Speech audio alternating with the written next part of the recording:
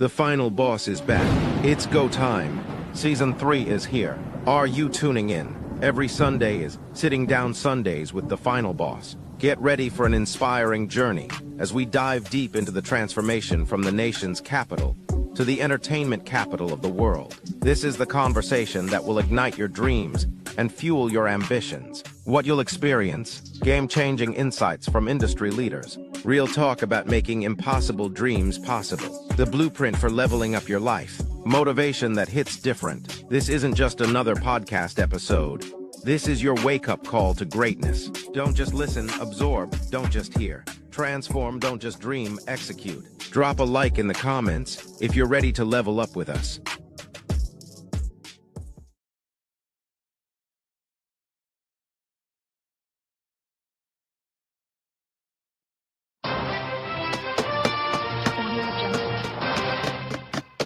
Welcome to the Final Boss podcast, Sitting Down with the Final Boss Sundays. Sitting Down with the Final Boss Sundays. Listen, I know it's late. Look, but I'm here. I wasn't feeling well early. Listen, I wasn't feeling well earlier. And I said, man, I don't want to have to do a double show. I need to get this show done. And here I am. I got out the shower. I'm so fresh and so clean. So fresh and so clean. Smelling like $1,000,000, as they say. And I said, you know what? I'm going to do an episode tonight. I'm going to do an episode tonight so I don't have to do double, right? Which means that I will have to make up a show and figure out a day to do it so I could keep on schedule, because these are scheduled and I'm on a calendar. So tonight's show, I am here. I am here. We are here.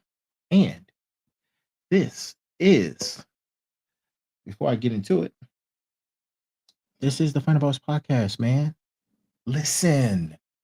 And I got a great show for you guys tonight or this morning or whatever time it is.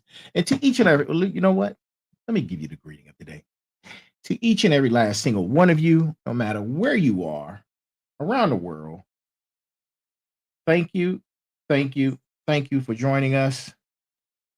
I am super grateful for all of your responses, your DMs, your comments, your emails.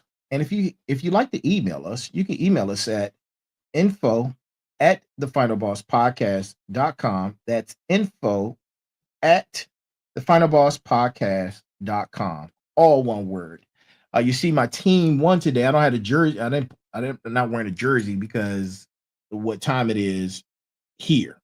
But I'm here to let you know that my team won today in great fashion, beating those 49er boys, those 49er baddies. Yeah, that's what they are. They're baddies. That sounds crazy. That sounds crazy. But yeah, we beat those guys, man. I'm super proud of my team, man. Super proud of my mob. And you know what? This is Los Angeles Rams East Coast Central Headquarters right here. I'm naming it. I'm calling it. Hey, McVay, reach out to me, my guy. Big coach. Big time. Let me know your thoughts on that. Spin it up to the family, you know. Rams East Coast Headquarters Central right here on the Final Boss Podcast. Look, you see that? Yeah. Rams Super Bowl ring, baby. Yeah, that's how we get down. So, man, feels good. I feel a lot better. And look, if I haven't given you guys the greeting today, I probably did, but I'm gonna do it again. I'm gonna do it anyway. Hey, Shani, I see you. Thank you for tuning in. Good morning, good afternoon, good evening, and good night to wherever you are, and no matter what platform you're watching us from, whether it's Instagram, Facebook, YouTube, Twitch, Kick, LinkedIn, and for audio listening pleasures, Spotify and the purple app. So tonight is episode number 142 on our way to episode 200. Episode 200, ladies and gentlemen. We will be at episode 200 before you know it. And you know, before we get into tonight's show, let me go ahead and give you guys the brass tacks of the evening. And the brass tacks of the evening is coming from Sun Tzu. Sun Tzu. And here it is. In the midst of chaos, there's also opportunity. I'm going to say that one more time. This is tonight's brass tacks. In the midst of chaos, there's also opportunity, coming from Sun Tzu. Let's give it up to Sun Tzu, right? Let's give it up to him. If you don't have his book, Art of War, man, you look, if you're into business and you're a strategist, forget that. Everybody needs to go read Sun Tzu, every single last one of you. I don't care what your profession is. It's a great read. The knowledge, the frameworks. Look, as old as it is still applicable in today's times. Go read Art of War. And that's our brass tacks of the evening, man. So let me sometimes I talk so fast, I get ahead of myself. Let me go ahead and set this up. Boom. That camera's set. That camera's set. All my cameras are all set. Yeah, man, I don't know what it was going on. I think I was just exhausted. I'm writing my second book, and I was working and doing dictation from handwritten to word most of the day. And for some reason, I got exhausted, man. I was just tired. So I didn't get a chance to do the show, but here we are. Here we are. And I am here. And thank you for tuning in to the Final Boss podcast, Final Boss Nation, Final Boss community. We're all on this journey together. We're all here to build community. Why? Because we're trying to build our future selves. We're trying to catch our future selves, right? That's what we're doing. And listen, tonight's episode is no different. Tonight's episode is no different. We're talking about causality of profit and chaos. Causality and profit and chaos. So let's get started, man. Let's get started. My good people, to my smarts, to my motivators, to my warriors, to my final bosses. What's good? What's good? What's good? What's good? What's good in the hood, final bosses? What's good in the hood? I know that sounds crazy. I know y'all like, what is he talking about? Well, if you saw what time it was, at the time I'm recording and going live, you understand, right? You would understand. But look, welcome back, everyone. Welcome back, everyone. You know who I am. And if you don't, it's your first time here. I'm the final boss. And I'm coming at you live for another edition of Sitting Down Sunday with the Final Boss, where we dive deep into the conversations that matter. If you're new to the show, welcome to the community of smarts, critical thinkers, and curious minds who aren't afraid to ask their hard questions. And to my warriors who've been riding with me since day one, you already know what time it is, good people. You know what time it is. It's go time. It's go time. And today is no different. Today, we're tackling episode 142, Causality of Profit and Chaos. Now, I know that title might hit different for some of you, but we're going to break down something that's been happening throughout human history and is accelerating right now in our timeline in our modern world. We're talking about how chaos, I say chaos, whether it's wars, pandemic, natural disasters, or economic collapse, creates massive profit opportunities for some, while leaving others as casualties with the bill, right? You ever heard of those people who run up the check and then jettison. Yeah, we're talking about that right there. But on the global front, you're stuck with the bill. You're not reaping the benefits. And this isn't conspiracy, man. Stop thinking everything is conspiracy. You have to be a critical thinker. You have to be a critical thinker. And this is a documented economic reality. If you go out here and read some of these financial books and books on economics, you will understand exactly what I'm talking about and where I'm coming from. This is a reality. And we're going to look at the facts. We're going to follow the money. We're going to understand who benefits when the world is burning. Why? Why, you ask? Why? Because, man. Because if you don't understand the game, you're just a piece on the board. And we already talked about chess pieces and how I decided that I no longer wanted to be a chess piece. I wanted to be the board. When you're the board, you control the system, right? Not the chess piece. Chess pieces move according to the moves that they can move on. But when you're the chess board, you run the system. And I'm building a system, right? So that's what you have to do to understand the game. You can't just be a piece on the board. So I know it's early. You grab your water, grab whatever you're going to do, get you some coffee, maybe, get you a notepad, and look. The merch store is coming back very soon. The merch store is coming back very soon. And you can get your very own handy dandy, right? Handy dandy, exclusive Final Boss podcast, leather bound, all of paper, notepad, notebook. Look, you need this. I'm telling you, man, it's magical. It's magical. When I write in here, things come true. It's like sorcery. Nah, but for real.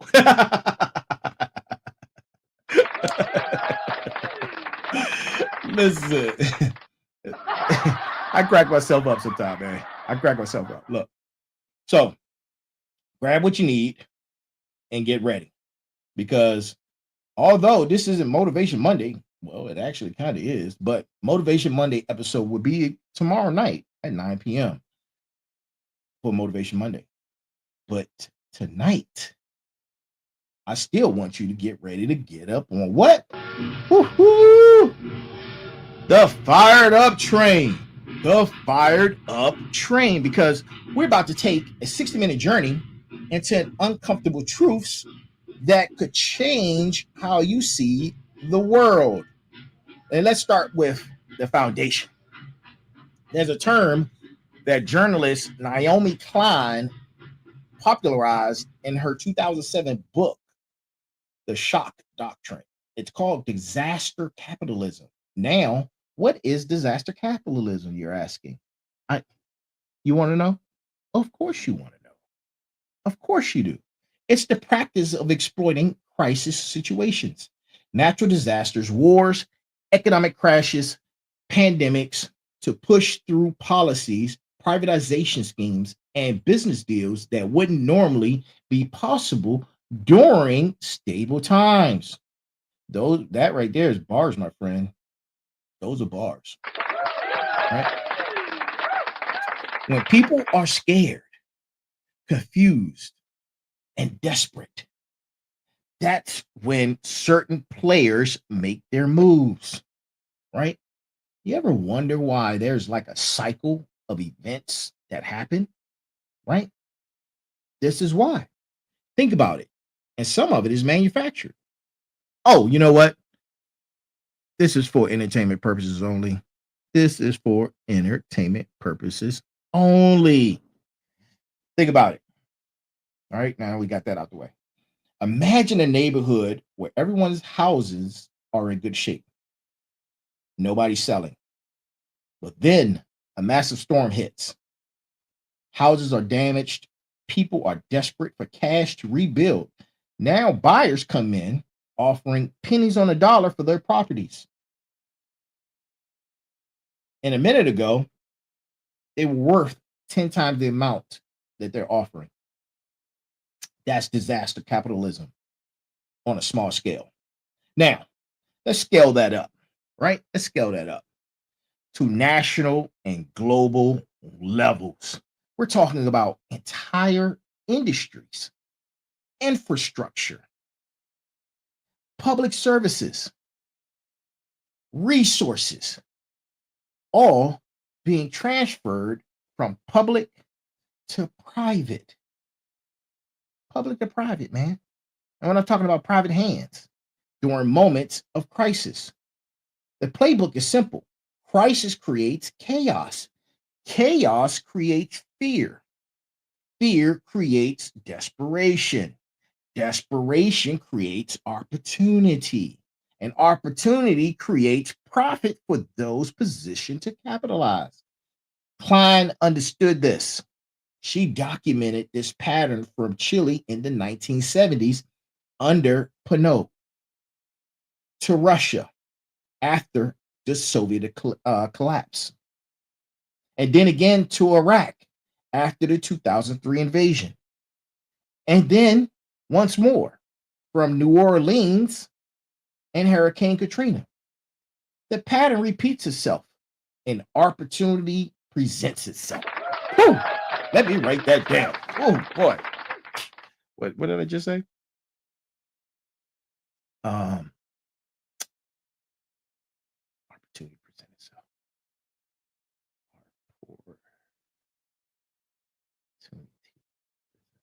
Mm-hmm. Write down my own bars. Mm-hmm. That's right. That's right, good people. But here what my final bosses need to understand.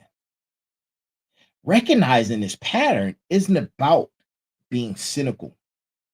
It's about being aware, because either you're protecting yourself or if you're an entrepreneur, you're positioning yourself ethically within these dynamics, right? I'm telling you, man, crisis presents itself. I'm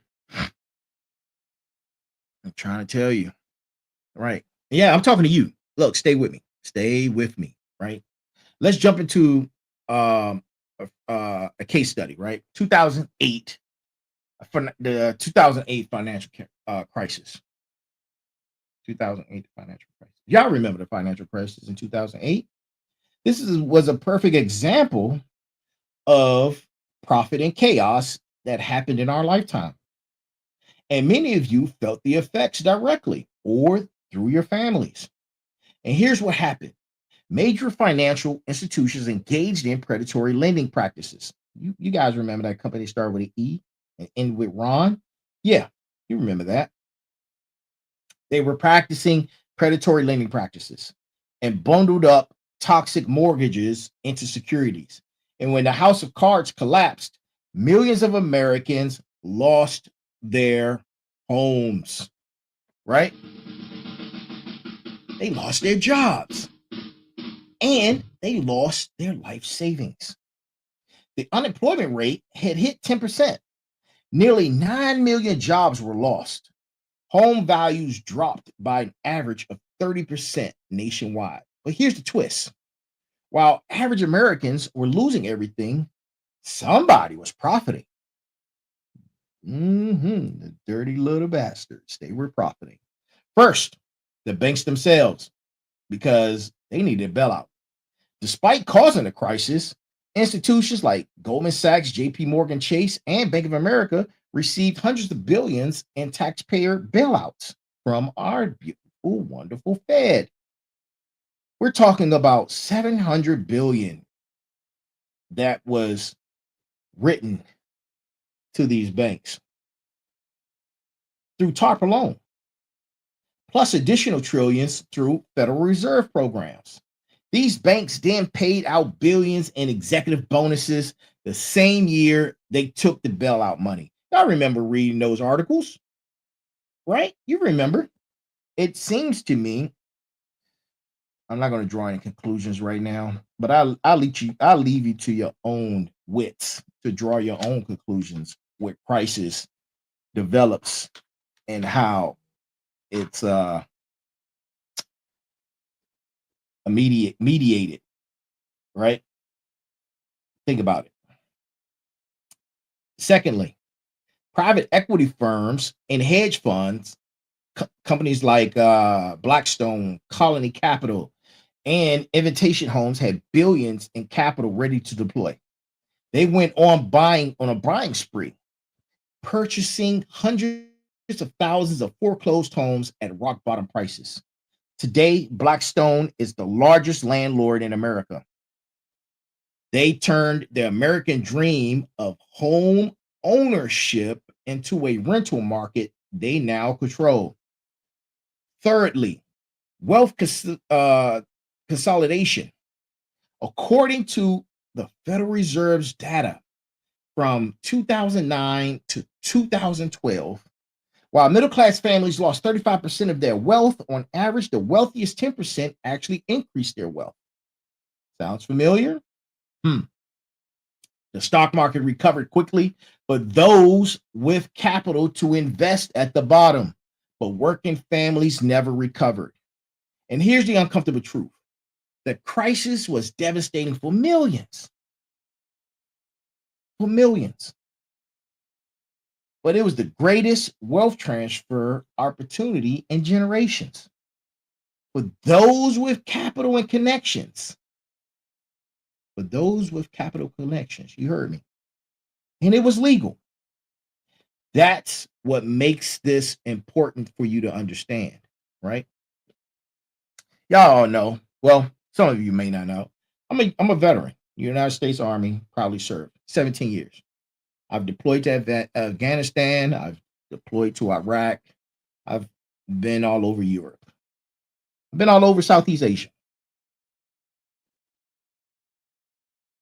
This really hit home for me, right? Because I served with honor.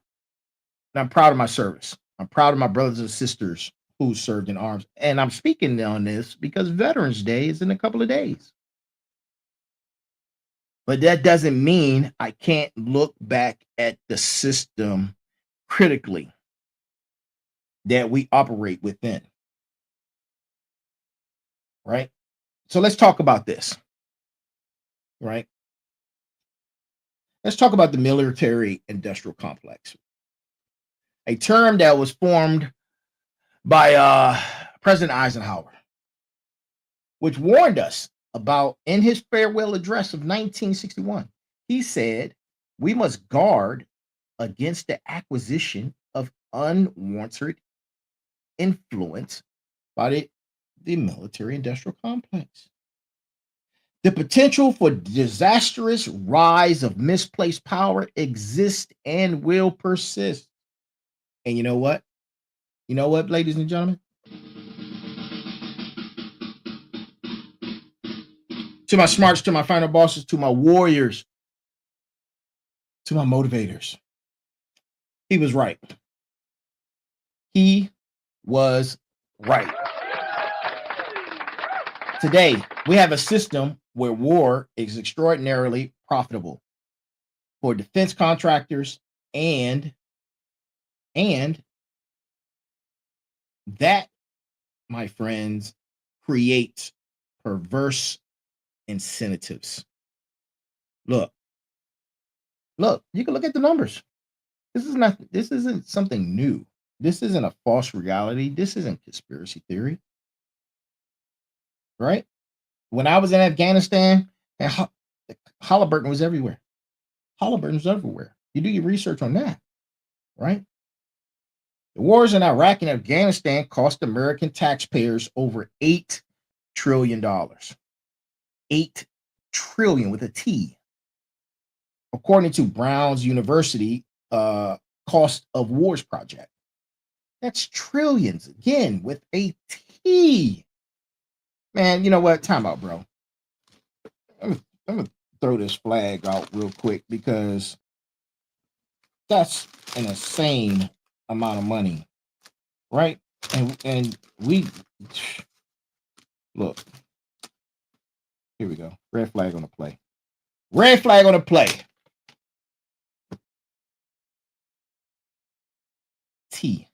Trillions.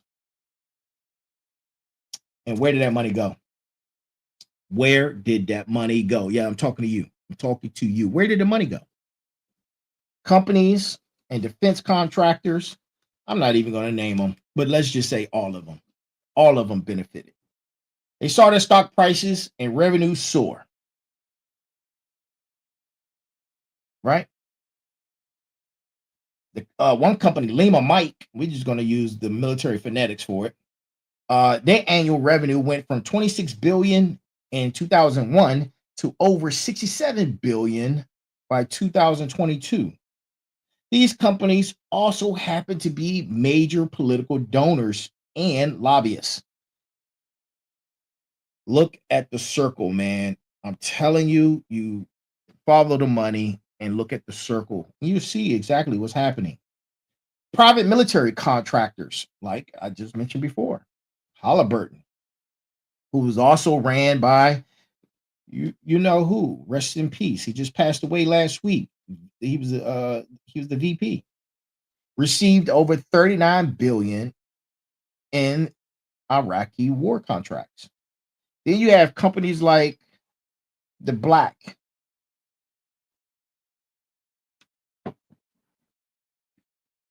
now known as a company. They received over a billion in contracts. And here's what keeps me up at night. When war becomes profitable, there's a financial incentive to keep wars going. Every missile fired is revenue. Every base built is a contract. Every conflict extended is quarterly earnings growth. And I'm not saying every military action is unjustified.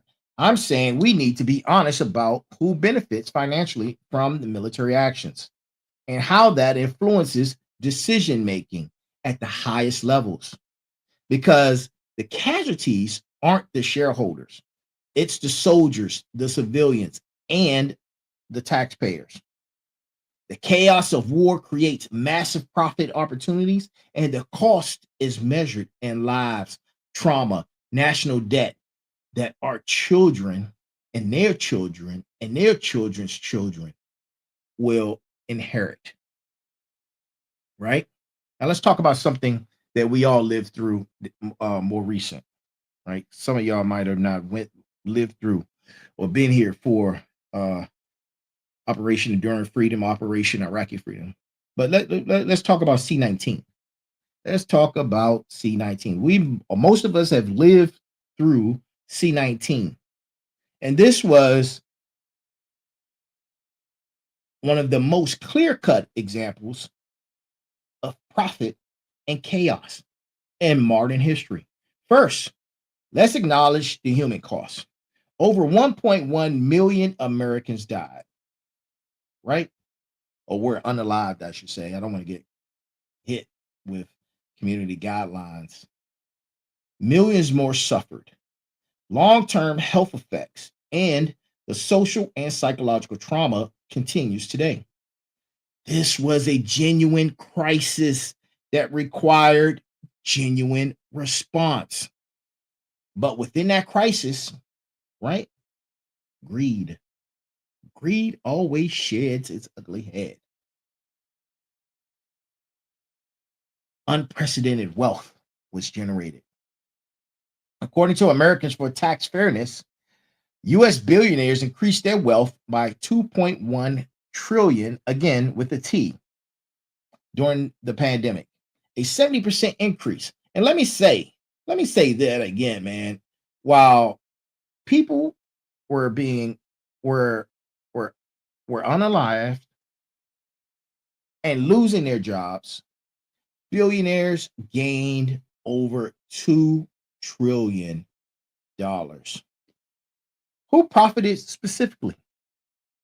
Was it the P companies, the medicine companies, right? One P company made 37 billion in vaccine revenue in 2021 alone. The M company, their revenue went from 803 million in 2020 to 18.5 billion. 18.5 billion in 2021. That's in a year's time. From 803 million to 18.5 billion in a year. Now listen, I'm not anti-vax. I'm not pointing out the profit structure.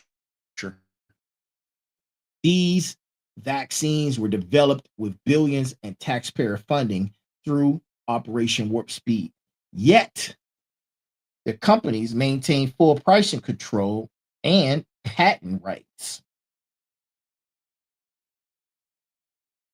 Does that make sense to you? Does it make sense to you? Think about it. Your taxpayers, your tax-paying dollars paid for the vaccines that you got hit with the bill with. Think about that. Tech giants, right? Tech giants like we're going to say the big A. Their revenue increased from 200 billion during the pandemic, and their CEO, JB, his wealth increased by $70 billion. Zoom went from 16 billion in valuations to $100 billion. The M company, G company, and A company all saw massive gains as the world went digital. Financial institutions, BRA, the world's largest asset manager, gained 9 trillion in assets in under management during the pandemic, reaching 10 trillion by 2022. They were literally chosen by the Fed to manage parts of the C economic response. Meanwhile, 40% of small businesses closed permanently. Over 22 million jobs were lost at the peak. Evictions, food insecurity, mental health crisis, all skyrocketed. And right now, you see that slowly repeating itself. The crisis is upon us. It's orchestrated and it's happening, right? The chaos of the pandemic created the perfect environment for wealth consolidation. Big tech got bigger. Big P got richer.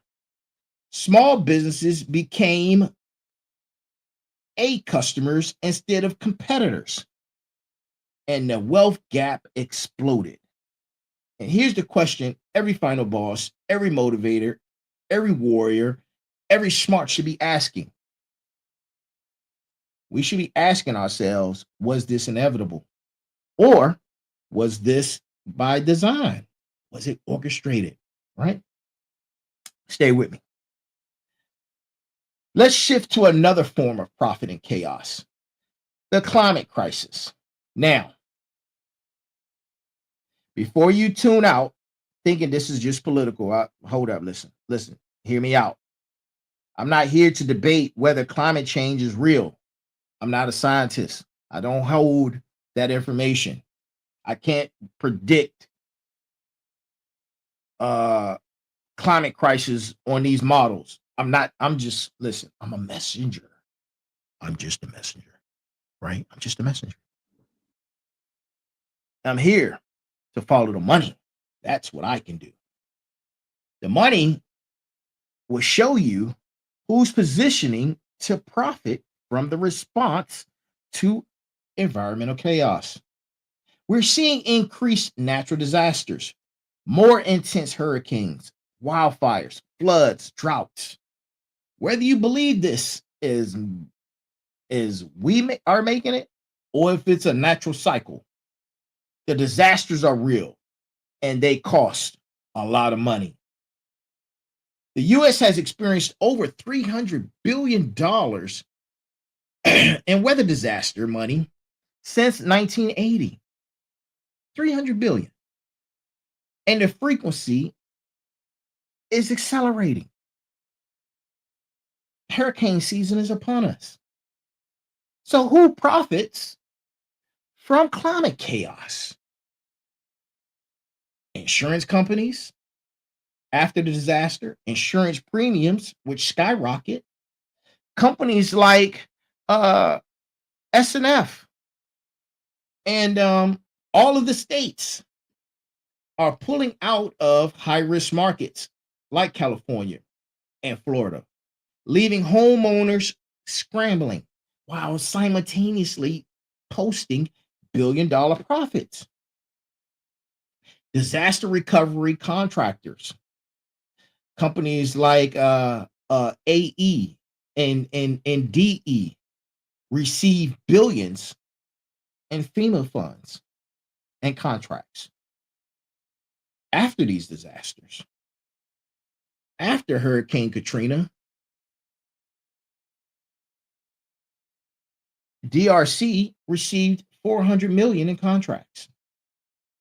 After Hurricane Maria that hit PR, contractor corruption and price gouging were widespread. The green industrial complex, right? Stay with me. Don't get me wrong, renewable energy is important, but let's be real about what's happening. Companies are rushing to dominate in solar, wind, and battery markets. Not out of altruism, but because there are trillions in government set-asides and subsidies. And those contracts are available right now.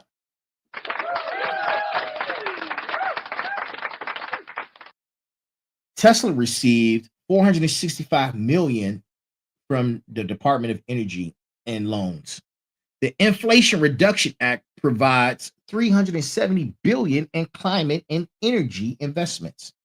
That's taxpayers' money, that's our money flowing to these corporations so they can send us a bill. Some are doing genuine good work, while others are greenwashing and subsidy harvesting. Real estate developers, they're buying up climate disaster zones for the cheap, then developing them as luxury properties with climate resilience as a selling point. In Miami alone, even as scientists warn about sea level rise, luxury condos are selling for record prices. Here's the pattern. Environmental chaos creates fear. Fear creates government spending. Government spending creates profit opportunities. The casualties are regular people who can't afford insurance, who can't afford to rebuild, and they get priced out of the safe zones. Climate change, whether natural or done by us, has become a massive profit center. And that should concern us all. That should concern us all, right? The medicine industry should be doing a masterclass in profiting from chaos, specifically the chaos of disease, pain, and death. And I want to be clear, medicines, I say again, medicines save lives. I take a lot of medicines. They're saving my life. So, hear me out. Hear me out. Medical innovation is critical, But the business model is where things get dark. Let's talk about the opioid crisis. We all remember the opioid crisis, right? This is American chaos at its most tragic. Over 500,000 Americans died from opioid overdoses. Sorry, I need some water. Apologize. Over 500,000 Americans died from opioid overdoses between 1999 and 2019. That's more than U.S. casualties in World War II. Purdue P, owned by the Sackler family, made over $35 billion from OxyContin alone. They knew it was addictive. Internal documents prove they knew. They marketed it anyway, aggressively to doctors across America. They created a crisis. They profited from it for decades. When the lawsuits finally hit, the P company declared bankruptcy, and S company offered a settlement that let them keep billions by being shielded from civil liability. The casualties, hundreds of thousands dead, millions addicted, families destroyed, communities devastated. Now, let's take a look at insulin, right? Let's take a look at insulin. Insulin was discovered in 1920. The patent was sold for $1 to ensure it would be accessible. Today, insulin costs Americans anywhere between $300 to $700 per month. The same insulin. Why? Because three companies, one starts with an E, one starts with an N, and the other one, an S, control 90% of the global market. People are dying rationing insulin because they can't afford it. That's not healthcare. That's profit and chaos. The chaos of being diabetic in America without insurance or with bad insurance. Listen to me. Hear me out. Stay with me.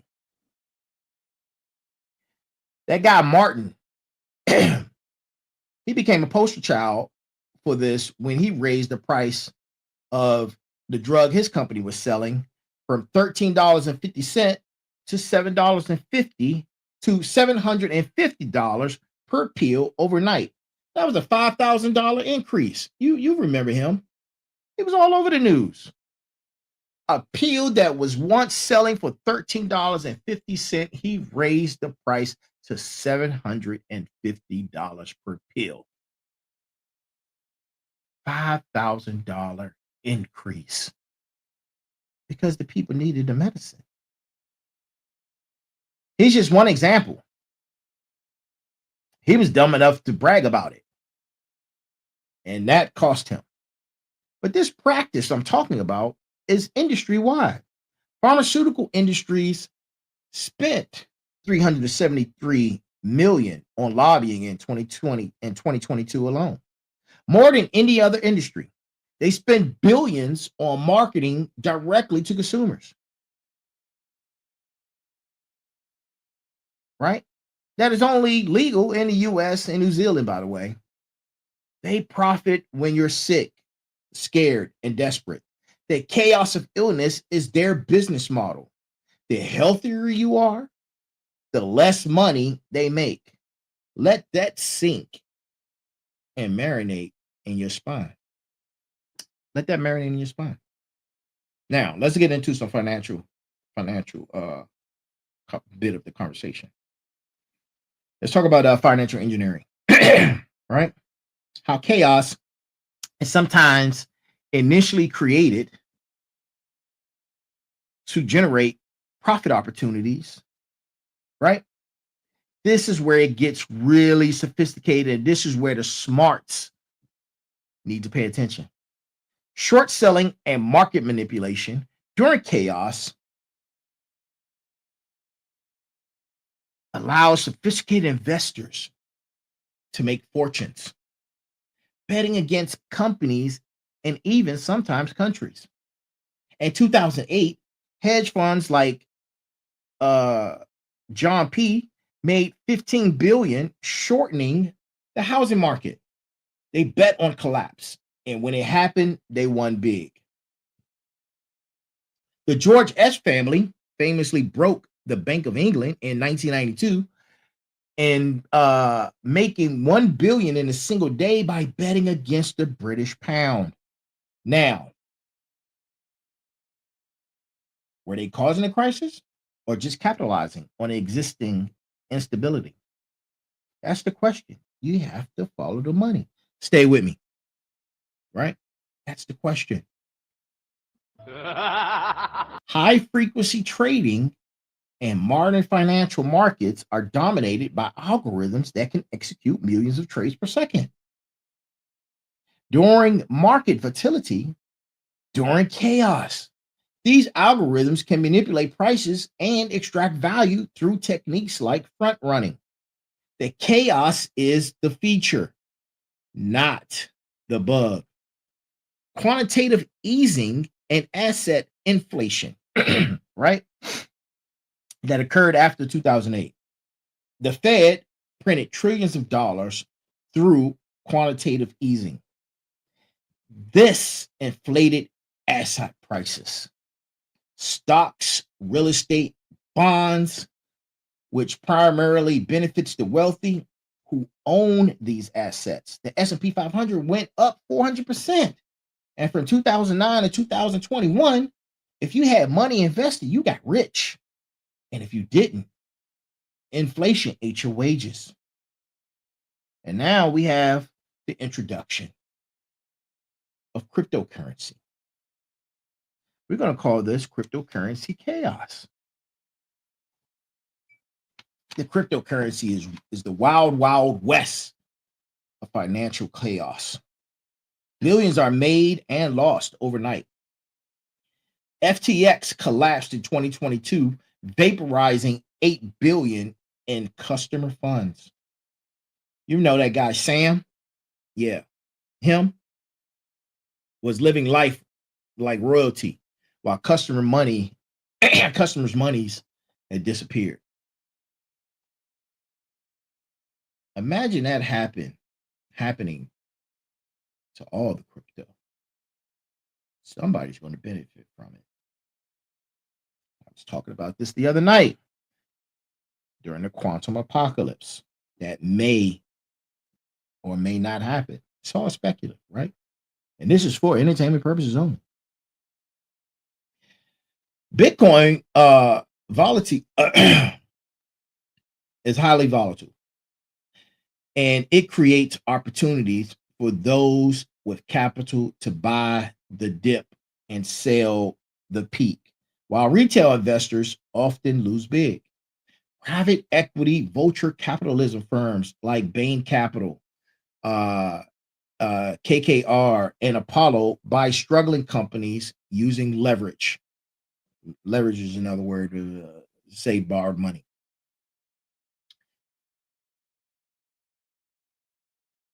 They load the companies with debt, extract fees and dividends, and then often they go bankrupt. Toys R Us is a classic example. Viable business destroyed by financial engineering. The casualties are the workers who lose their jobs and pensions. The sophisticated financial class has tools to profit whether markets go up and down. They need volatility. They need chaos. Stability is boring and less profitable. So sometimes chaos is manufactured, right? Now let's talk about something crucial. How media profits from chaos and actually has incentives to to amplify those crises.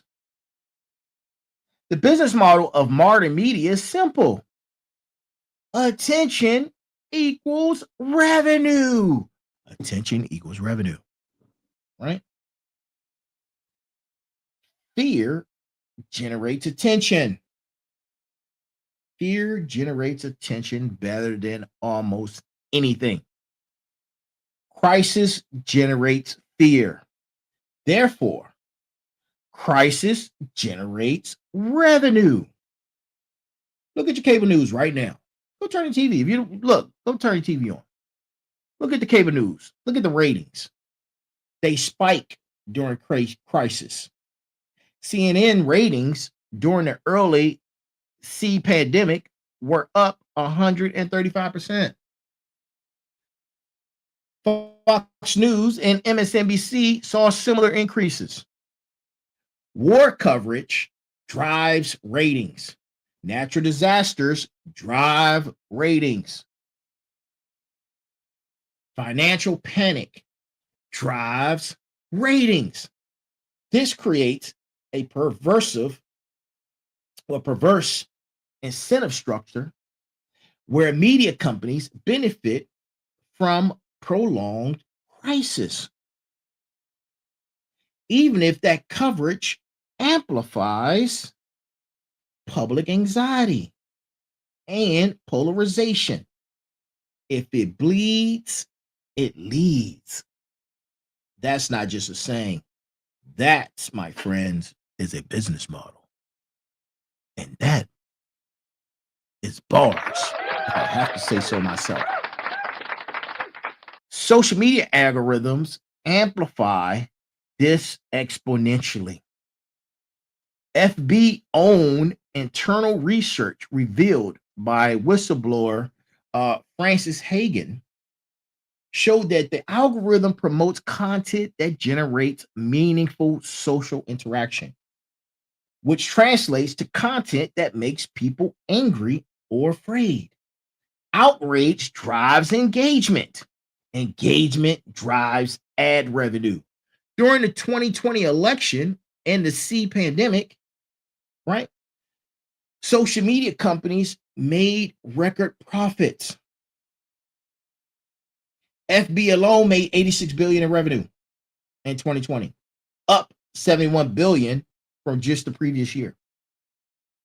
The X company and the YT company saw similar growth. More chaotic the information environment, the more people doom scrolled, and the more ads were served. Consider the military media complex. Major news networks have defense contractors as advertisers. And board members, right? They have advertisers and board members. This creates subtle and sometimes not so subtle bias toward war supportive coverage. It's rare to see major media calling for de-escalation when escalation is more dramatic and serves advertiser interests.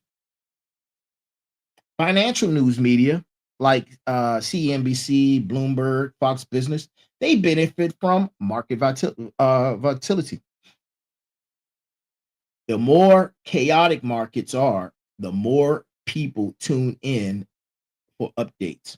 During the 2008 crisis and the C pandemic crash, financial media saw huge viewership increases. The casualties of media amplified chaos. The casualties. Truth, nuance, and public mental health studies show direct correlations between news consumption and anxiety, depression, and polarization. But those casualties aren't measured in quarterly earnings reports. We're in an information environment where chaos is content and content is profit. Be aware of what you consume and why you're being fed it, right? And why you're being fed it. Now, let's look at public infrastructure and services that are getting privatized. And you ask, why are these getting privatized? Because during crisis moments, This is a key element of disaster capitalism and it affects everyday life. Water privatization. When cities face budget crisis, private companies offer to take over water systems. Water systems that have been bought or managed across America. What happens? Water bills increase 50 to 100%. Maintenance often decreases. You got to exploit more profit. We're talking about profit from a basic human necessity. Don't get me started on Flint, Michigan. Don't get me started about Flint, Michigan, man. The water crisis happened there partially because of the emergency managers that were appointed during the budget crisis. They switched water sources to save money.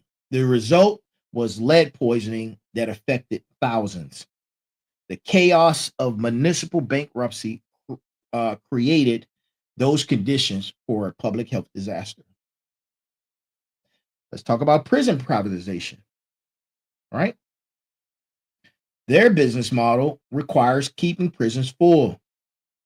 They lobby for tougher sentencing laws. During this immigration crisis, these prisons are profiting. You see, they're doing tough on crime, political and political waves. They're profiting. Human suffering is literally the revenue stream, right? And it goes on and on and on. I could talk about toll roads. I could talk about education, emergency services. It goes on and on. But you know what? I am going to talk about education real quick. Education privatization. Right? Charter schools and private education companies expand during public school funding crisis. I'm not saying all charter schools are bad, but there's definitely profiteering that's happening. For a for-profit online education company that's been identified has been criticized for poor outcomes while making millions in revenue. Emergency services, right? And some cities have experimented with private fire departments, ambulance services. Memphis, for example, privatized their ambulance services. Response times increased and costs went up. But private operators, they made money, right? These patterns are very consistent. This is a slow motion transfer of public goods to private profit. The chaos of budget shortfalls that's manufactured or real becomes the justification. And once it's private, it's nearly impossible to go back. Nearly impossible. Now, I just spoke to you guys about crypto, right? Let's talk about crypto a little bit more. Let's talk about cryptocurrency and the blockchain space. And it represents a modern frontier of chaos that's driven by profit. That's particularly relevant for final bosses, right? We got to be watching these markets. And let's be clear. Blockchain technology has legitimate applications, but the crypto market has also become a vehicle for spectacular wealth transfers, right? During, get this, chaotic conditions, right? That's what's happening. Now, I'm not going to go too deep about all these the crypto opportunities that are out there. But chaos, man. Chaos, profit and chaos, right? And here's something that's happening right before our eyes. Profit from chaos. And this is happening right now, real time. And every time you use your phone, every time you use your phone. Surveillance capitalism. A Harvard professor coined this term in her book, The Age of Surveillance. The Age of Surveillance Capitalism. I was just talking about this not too long ago in another episode. And here's what it is now. Your behavior is being tracked, analyzed, packaged, and sold. Your attention is manipulated to serve ads and shape behavior. Your data is the product, right? Your data is the product. Google makes 80% of 280 billion annual revenue from advertising through surveillance. Every search, every email, every location ping, every video you watch on YT, all tracked, analyzed, and used to predict and influence your behavior. They know more about you than you know about yourself. Then these other social media platforms who are making billions off of advertising. They're mostly powered by advertising, right? Which is one of the and they are one of the most sophisticated surveillance systems ever created. They track you across your websites, your apps, and even your physical locations. They conducted psychological experiments on users without consent. Right? There was a scandal, the Cambridge Analytica scandal, revealed that they sold data to firms manipulating elections. That big A company, they track every product you view, every search, every purchase, building detailed profiles used to maximize and to extract your money. The little box that's in your house that starts with an A, she's listening. If you don't know how to turn her off to stop her from listening, she's listening. She's listening to your home conversations, even when you don't think they are. You got to make it not listen. They call it, they do that to improve service and to serve better ads, right? Bunch of craziness. The chaos is here, man. It's the intentional erosion of privacy, the deliberate creation of addictive platforms, and the algorithmic amplification of division and outrage, because that keeps you engaged. And like I'm here right now in front of you, keeping you engaged. Stay with me. The IG company increases oh man. We've heard about this in teenage girls. All right. It's a sensitive subject because I have a teenage daughter. And how it affects their depression and anxiety from that one social media app. FB's own research confirmed this. They kept it quiet because engagement equals profit. Look, your mental health, your privacy, your anatomy, these are all casualties. The profit is in the billions. And here's the disturbing truth. You agree to all of this by clicking I accept the terms. You agree to it. This is chaos you can't see or feel immediately, but it is fundamentally reshaping society. Your thoughts aren't fully your own when algorithms determine what information you see. Your choices aren't fully free when they're being manipulated by systems designed to maximize profit extraction. Surveillance capitalism profits from the chaos of information overload, the fragmentation of attention, and manipulation of behavior at an unprecedented scale. Right? And listen, final bosses, we're almost at the end. Just give me a few more minutes of your time, and I'll be through with this. Right? I'll be through with this. Now, I wanted to take us on to go a little deeper for a second, just for a second.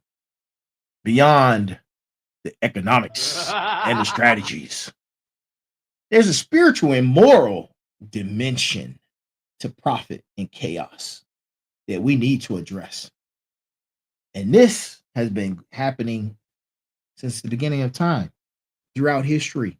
Every major religion and moral philosophy has warnings about greed, exploitation, and profiting from others' suffering. Right?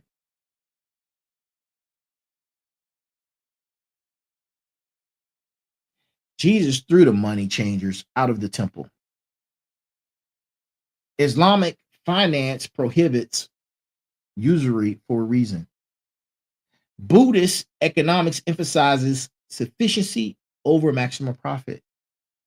Indigenous wisdom traditions speak of 7-generation thinking, making decisions based on their impact 7 generations ahead.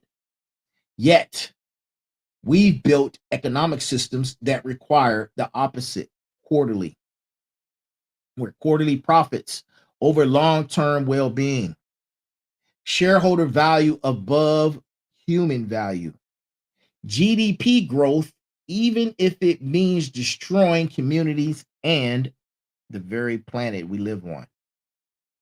Here's what I've learned in my journey through my military service, through entrepreneurship, through building my IT company, Sat DigiNet, through building the Final Boss Podcast LLC. Right? Success without ethics is just sophisticated failure.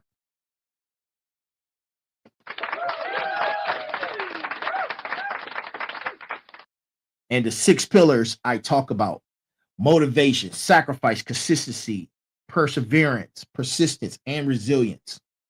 They only matter if they're built on a moral foundation. You can be consistently greedy. You can be persistently exploitative. You can be resilient in your commitment to profit over people. But get this, that, my friends, is not success. That's corruption over character. We're living in a time where we've normalized sociopath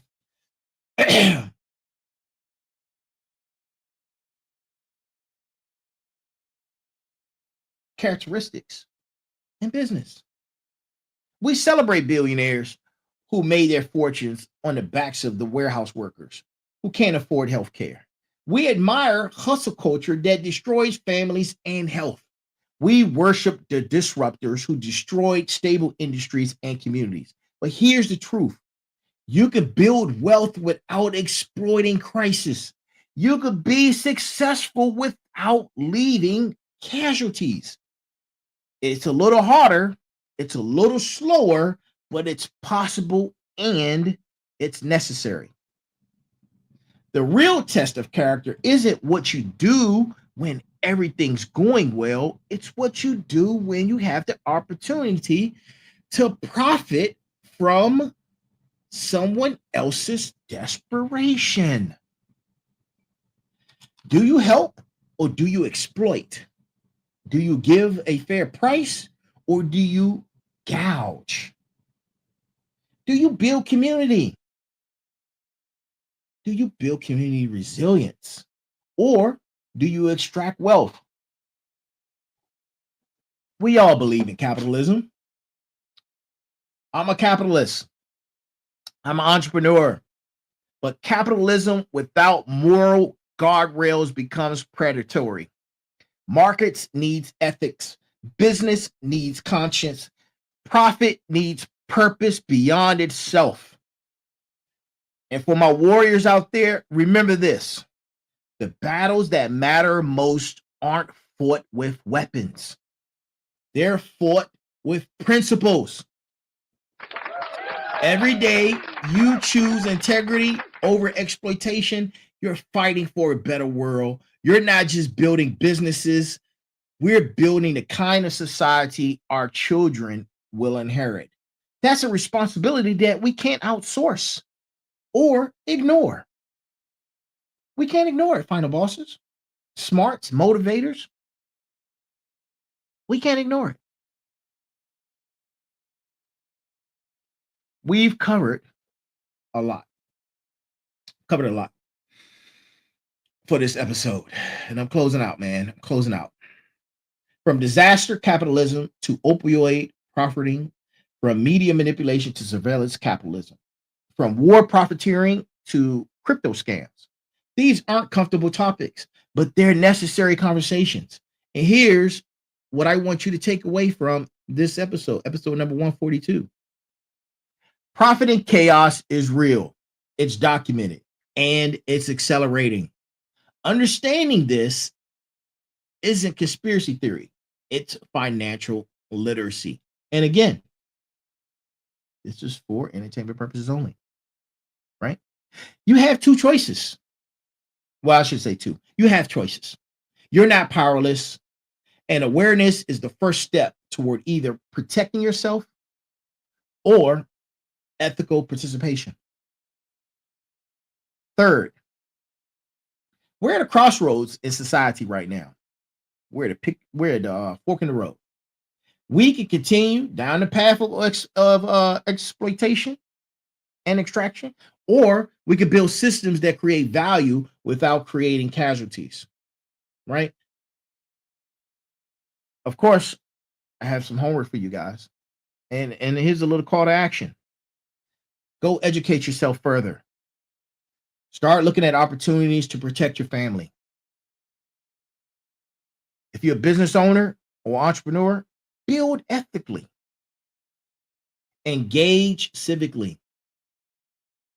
And for all intents and purposes, like, share, subscribe, and share this message.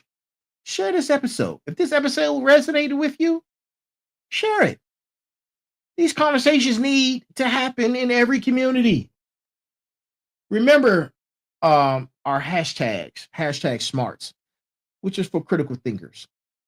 Hashtag final bosses, for those who refuse to be pieces on someone else's board.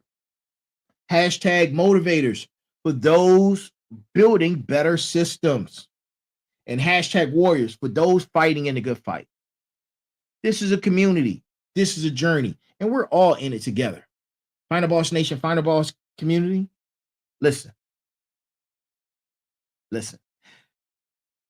This is what we're here for. This is what we're doing. And we're not alone. I'm not alone. Right? Next Sunday, we're back with another Sitting Down Sunday with the Final Boss. And tomorrow we got Motivation Monday at 9 p.m. And be sure to tune in on Tuesday for our Tech Tuesday episode. And then again on Thursday for Special Guest Thursday. Listen, stay locked in with the Final Boss podcast across all platforms. To my hashtag warriors, especially my brothers and sisters in uniform and veterans who have served to protect the vulnerable, not to enable exploitation. Let's carry the torch. Let's carry the mission into our civilian lives. Let's all get ready to board the fired up train. You got to stay vigilant, stay ethical, stay strong. This has been episode number 142, Casualty of Profit and Chaos. I am the Final Boss, and I am here, reminding you that awareness is power, ethics is strength, and together we build the world we want to live in. And until next time, Final Bosses, until next time, Final Boss Nation, Final Boss community, it's been real, it's been raw, and it's been necessary. And you can let all of that marinate in your spine. And remember this, there's a heavy pain that comes with discipline, but the pain of regret is even heavier. To each and every single last one of you, thank you again for tuning in. I am the Final Boss. This is the Final Boss podcast. Remember, be good, be balanced, be equal, and be smart. Good morning, good afternoon, good evening, and good night. This has been the Final Boss Podcast, episode number 142. Closing out. Y'all have an amazing evening, morning, and I'll see you tomorrow at 9 p.m. for Motivation Monday. Talk to you soon. And of course, I've enjoyed delivering this message to each and every last single one of you. Good night. Welcome to the Final Boss Podcast, where microphones and mushroom clouds collide in the most mind-blowing chats. We're talking explosive topics, fiery debates, and the hottest guests. Imagine a creative space background, spacey vibes, and out-of-this-world conversations. It's like chilling with your best buddies, but with way cooler sound effects. Every episode, we take on the universe's biggest questions. You know, the stuff that keeps you up at night. And we do it with a bang. Want to know what happens when you mix gaming, movies, and pop culture? Boom! You get the Final Boss Podcast. So plug in those earbuds and get ready for a wild ride. Whether you're commuting, chilling, or just need a break, we've got your back. Hit that follow button and join us on this cosmic journey. Trust me, you don't want to miss these explosive chats. Catch the Final Boss Podcast now, where every episode is a blast. Stay tuned and stay awesome. Final Boss Podcast, bringing the boom to